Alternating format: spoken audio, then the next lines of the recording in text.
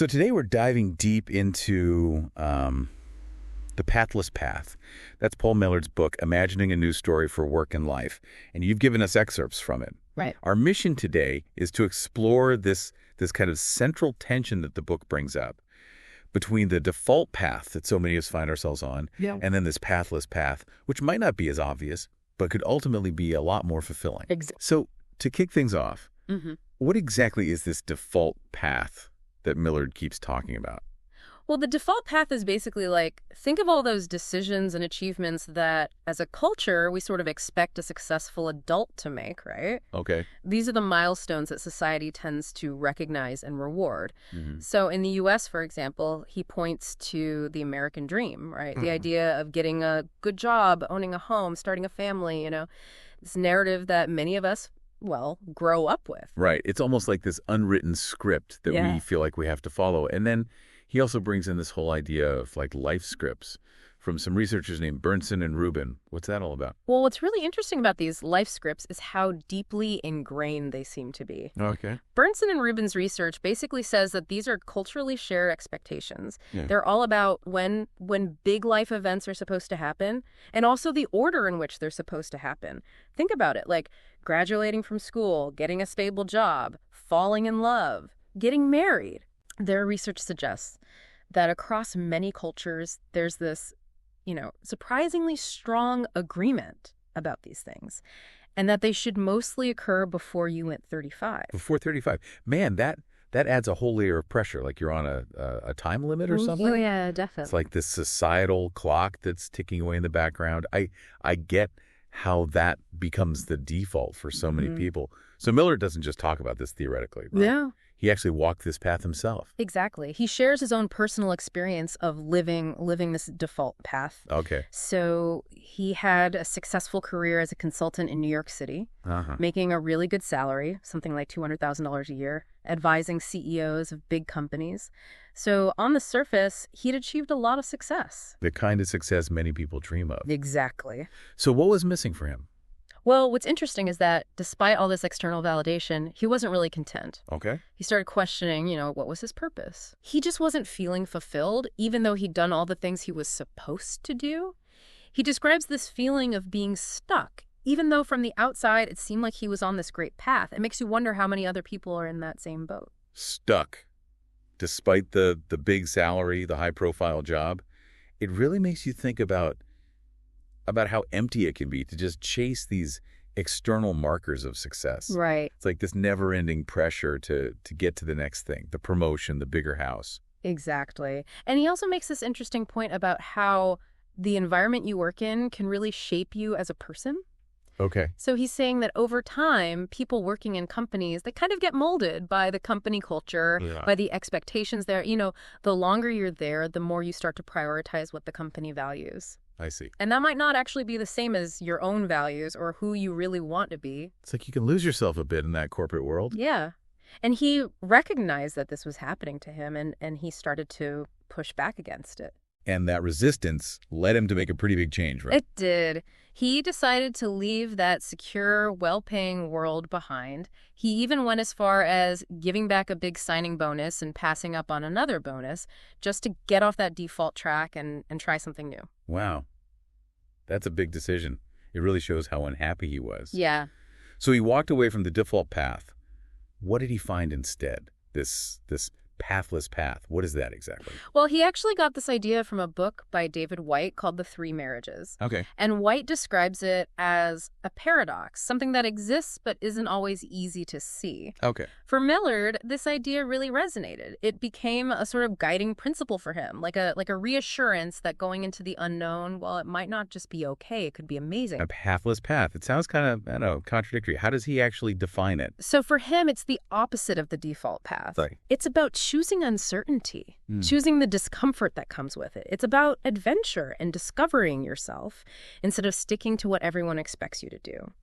Ultimately, it's a shift from trying to get ahead in the traditional sense to coming alive, really pursuing what resonates with you personally.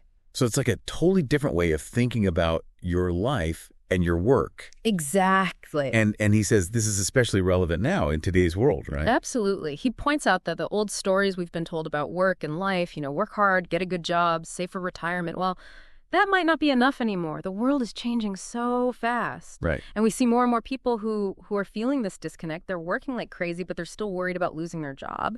Or they have this perfect life on paper, but they're not actually happy. Or they retire with plenty of money, but they don't know what to do with themselves. Yeah. Yeah, I see that all the time.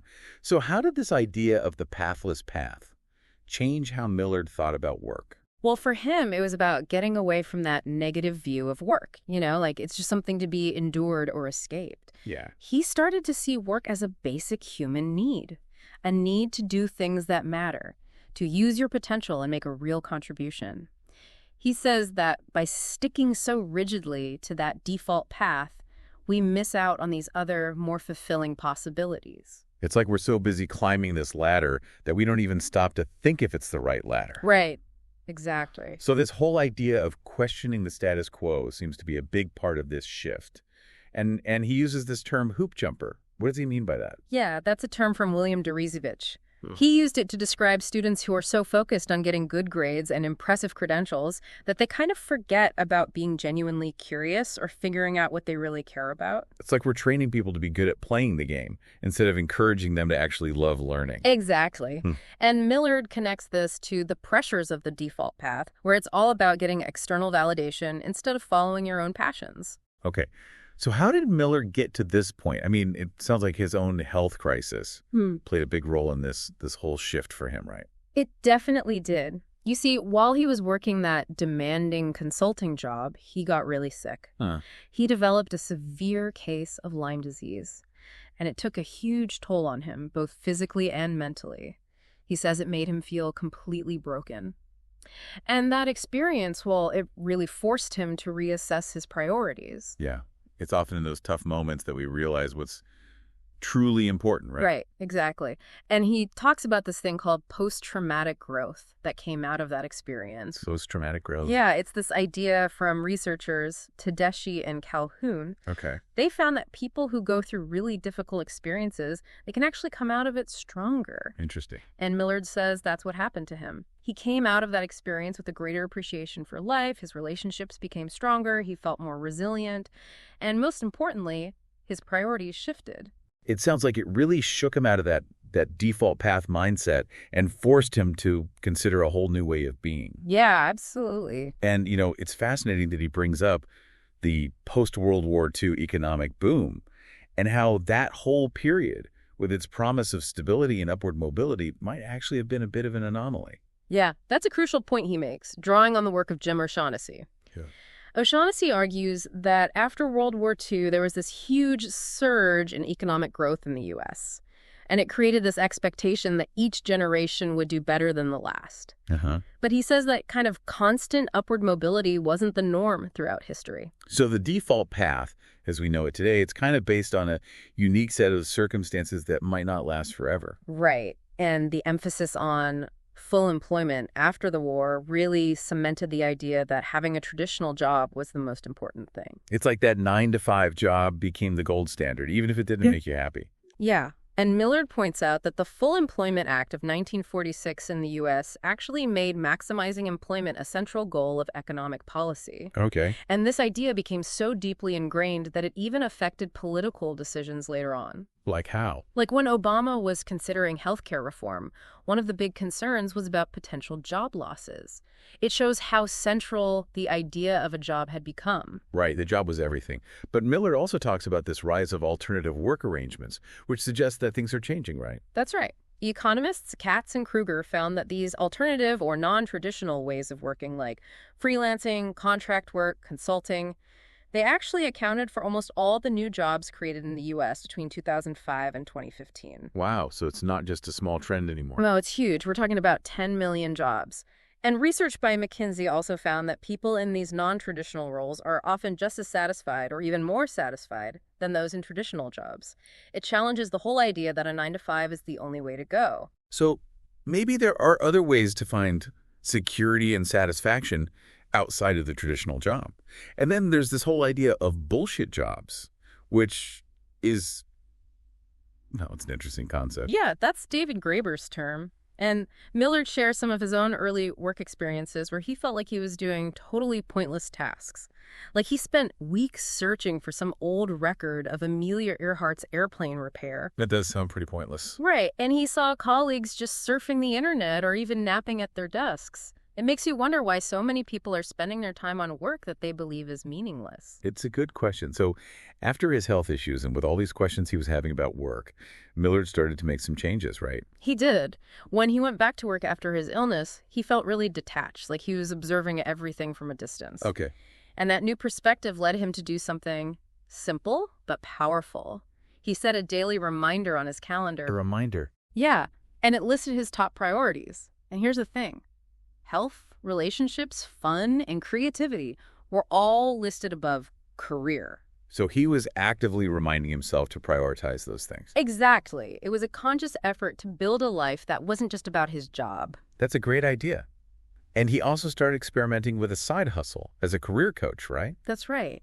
He wanted to try something different, something that was more aligned with his values. And when he finally sent out that first email to his friends and family announcing his coaching services, he describes it as a kind of coming out party for this new pathless path side of himself. He's finally embracing that part of himself. Yeah. And he found that he really enjoyed the challenges and the freedom of working for himself. Sometimes taking those small steps can lead to something really unexpected. But it wasn't an overnight change, was it? No, it took time. He admits that it was a year and a half before he fully realized he wasn't happy in his dream job anymore. It can be hard to admit that, even to yourself. Yeah. There's this idea of who we think we should be, and it can be tough to let go of that. Even telling his manager that he eventually wanted to work for himself felt like a big deal. Right. It can feel risky to go against those expectations. And then there was that job offer with a lower salary that turned out to be a turning point for him, right? Yeah, that was a really interesting moment. They offered him this new consulting job, but the pay was significantly less than what he was used to, and it forced him to really examine his priorities. Okay. Was he really looking for meaningful work, or was he just chasing a bigger paycheck? He had to ask himself some tough questions. It sounds like that experience made him rethink his whole relationship with money and what it meant to him. It did. He had to detach his sense of self-worth from his income, which is hard for a lot of people to do. So how did he actually transition to this pathless path? I mean, it can seem really daunting. Right, like where do you even start? Well, this is where his concept of prototyping your leap comes in. He says, instead of making some huge, life-altering decision, you should start with small experiments. Okay, so kind of dip your toe in the water first. Exactly. He uses the example of John Zeratsky, who wanted to go on long sailing trips. So he started with shorter trips, then gradually went on longer and longer ones until he finally felt ready to do an 18-month voyage. It's all about testing things out and learning as you go. So it's more about taking small steps Yeah. than making one big leap. And he has this interesting equation about uncertain discomfort and wonder. What's that all about? Yeah, his equation is uncertain discomfort plus wonder is greater than certain discomfort. Basically, he's saying that a lot of people stay in jobs or situations they don't like because even though it's uncomfortable, at least it's familiar. Change always brings some level of discomfort, but it's uncertain. You don't know what it's going to be like. But he says that wonder, that curiosity about what's possible, can outweigh that fear of the unknown. It makes the discomfort of the current situation more obvious and replaces the anxiety about the future with excitement. So the wonder makes it worth taking the risk. Right. He talks about Michael Ashcroft, who left his stable consulting job because he was curious about what else was out there. And you don't necessarily need to have a specific destination in mind when you start, right? He talks about Agnes Callard's idea of an aspirational journey. Exactly. Callard says that there's a difference between an ambitious journey, where you have a clear goal from the beginning, and an aspirational journey, where you figure out your values and goals as you go. Okay. Like Millard talks about his own love of basketball. He didn't start playing with some specific goal in mind, but the more he played, the more he came to appreciate the sport and what it brought to his life. So it's about the process of discovery, not just the end goal. And it seems like finding other people who are on a similar path is really important. Absolutely. He talks about the need to find the others, those people who are also choosing unconventional paths, who have already blazed their own trail. Okay. They can give you inspiration, support, and practical advice. He mentions people like Chris Donahoe and Lydia Lee who were inspired by family members or people they met who were living differently. He says, look for people who are a few steps ahead of you on a path that you're interested in. It makes sense. Seeing someone else do it makes it seem more possible. But there's also that fear of what our loved ones will think, especially if they're more traditional. That's a common fear. Millard actually hid his decision to move to Asia from his parents for months because he was afraid they wouldn't approve. He says a lot of people prioritize what they think others expect of them, especially family, over their own desires. It can be tough to go against those expectations. And then there's this Chinese concept of wu wei. What's that about? Wu Wei is often translated as non-doing or effortless action. Okay. It's about being in tune with the natural flow of things, letting things unfold naturally instead of trying to force them. Millard found this idea really helpful on his Pathless Path. It's not about being passive, but about being present and receptive. It sounds like a more relaxed way of approaching life. So what about the relationship with work itself on this pathless path? He talks about taking breaks and even embracing non-doing. He discovered that stepping away from work, even for short periods, gave him a fresh perspective. It allowed him to see what was causing him stress or unhappiness that he might not have noticed before. Okay. He mentions Kevin Jerzik, who only realized how unhappy he was in his job after he took a sabbatical. Sometimes you need that distance to see things clearly. Oh. And he also brings up Tim Ferriss's idea of mini retirements. Yeah, Ferriss says instead of waiting until the end of your career to retire, you should take shorter breaks throughout your life to experiment with different ways of living and reevaluate your path. So instead of one long retirement, you have multiple shorter ones. Right. And Ferriss suggests asking yourself some interesting questions during those mini retirements, like how would your decisions change if traditional retirement wasn't an option? That's a good question to think about. And this whole idea of fixed points in your life, those milestones we're all supposed to hit, that changes on the pathless path, doesn't it? It does. The default path has all these fixed points, like getting married by a certain age, buying a house, reaching certain career milestones. But on the pathless path, you get to choose your own fixed points. You create your own timeline. Exactly. You base them on your own values and interests, not on what society tells you to do. And your perspective on money changes too. Oh, so? Well, you move away from just focusing on the size of your paycheck and start to realize that you're trading your time and energy for money. You start to think more carefully about what your time is worth. You become more mindful of how you're spending your energy.